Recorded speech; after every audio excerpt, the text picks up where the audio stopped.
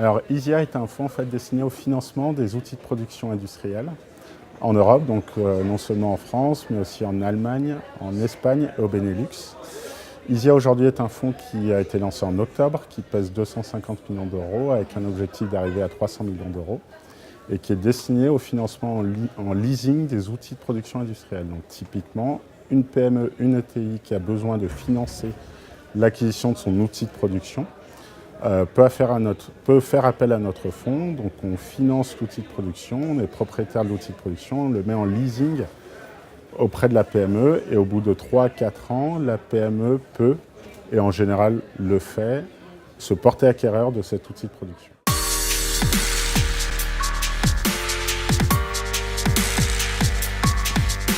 Alors notre fonds, donc ISIA, réalise des investissements qui vont de 1 à 15 millions d'euros.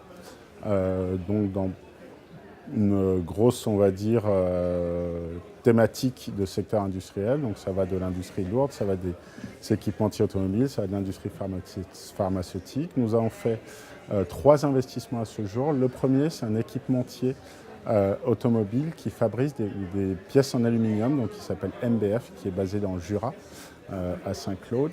Et on a injecté 4 millions d'euros pour permettre l'acquisition d'une presse injectée pour fabriquer des carters d'embrayage. Et donc le financement de cet outil de production permet de faire face à un accroissement du carnet de commandes, notamment avec des nouvelles commandes passées par Renault et Peugeot auprès d'MBF. Donc ça, c'est le premier investissement qu'on a fait.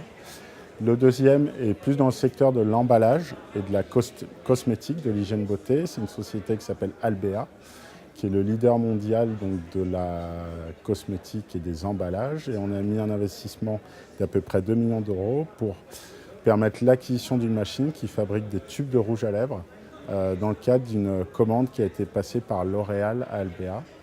Et le troisième investissement, c'est une exclusivité, c'est en lien avec le Grand Paris. Donc on a fabriqué un tunnelier qui va permettre notamment la construction de la ligne 16 du métro. Voilà.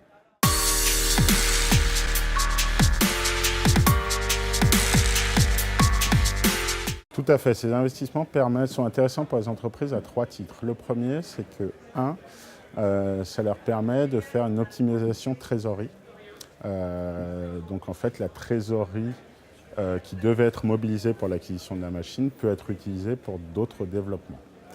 Le deuxième avantage en lien avec le gain de compétitivité, c'est que ça permet à l'entreprise de faire une optimisation budgétaire. On voit que le leasing est une solution qui est souple en fait d'un point de vue budgétaire pour l'entreprise.